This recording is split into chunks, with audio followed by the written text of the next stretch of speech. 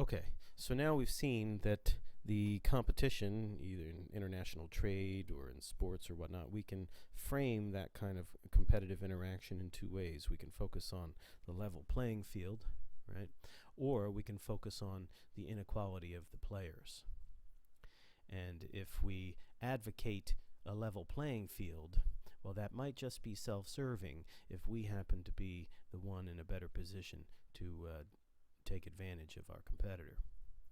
If we are advocating a tilted playing field, well, then we're probably focusing on the inequality of the players, and we're trying to make the interaction more fair by favoring the disadvantaged player.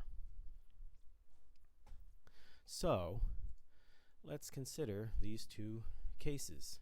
We have the free trade case that we talked about before, but we now also have the case of affirmative action. We can think of affirmative action as a framing issue. Are we going to focus on the level playing field, or are we going to focus on the equality of players?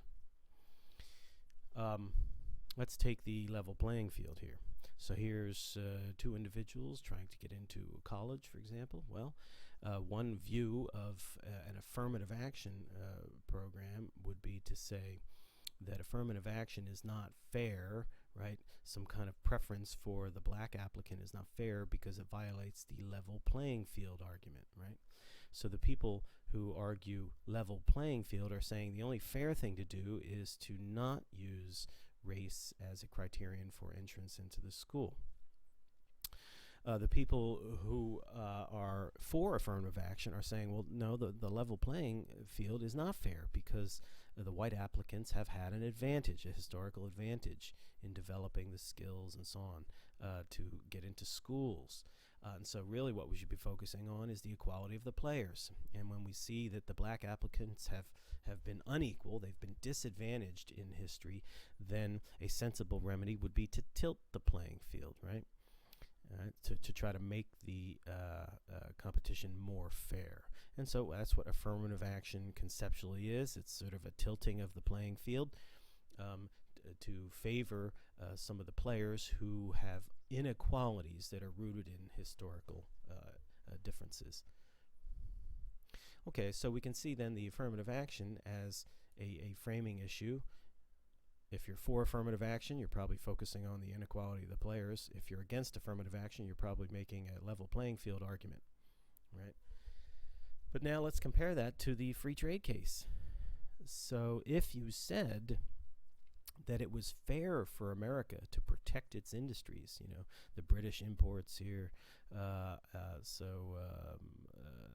yeah, here they are. The British were importing goods. If you said it was fair for America to protect its infant manufacturing industries, then you were being protectionist. That's not a level playing field argument. You were saying let's tilt the playing field, right? Right. So now if you're saying let's tilt the playing field in this case, are you also saying let's tilt the playing field in the case of affirmative action? And this is where, again, the idea people can alternate their principles, right, to reach a desired conclusion.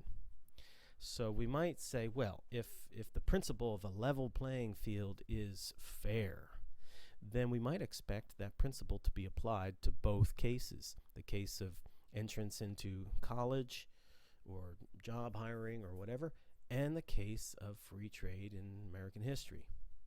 But let's take the person who says, oh yes, it's fair to protect American manufacturing, right? Fair to protect. Maybe they say, well, because that's our country, right? That's us. We want to protect our own, right?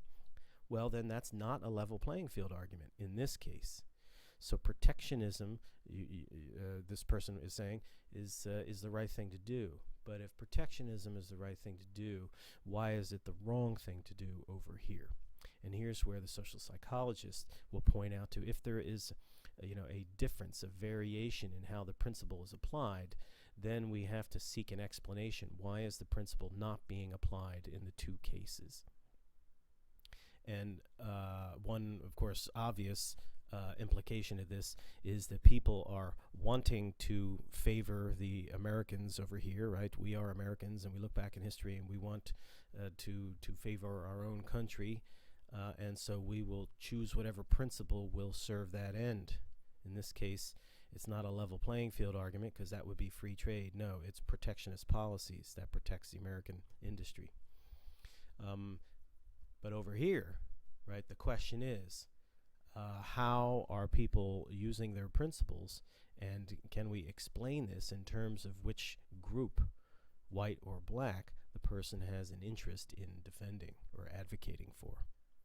So here the idea would be is that the level playing field argument favors the white applicants, right, at the expense of the black, and the equality of play, or the tilted playing field solution here, of course, is to redress that and to give advantage to the black applicant at the expense of the white applicant.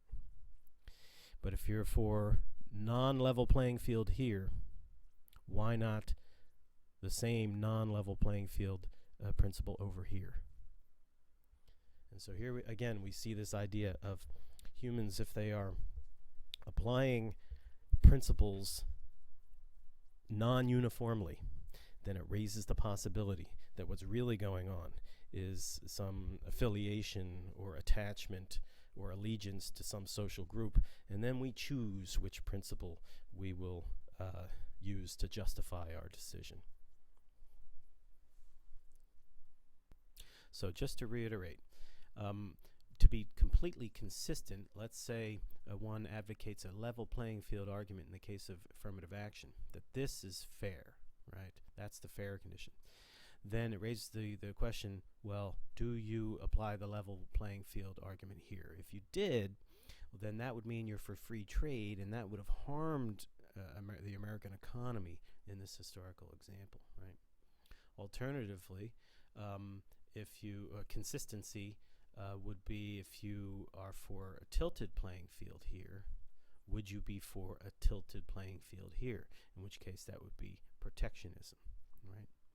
So the challenge comes to the individual who says this was good, or this was the right thing to do, or I would endorse this policy of protectionism, which means tilted playing field in this case. But in the case of affirmative action, they endorse the level playing field.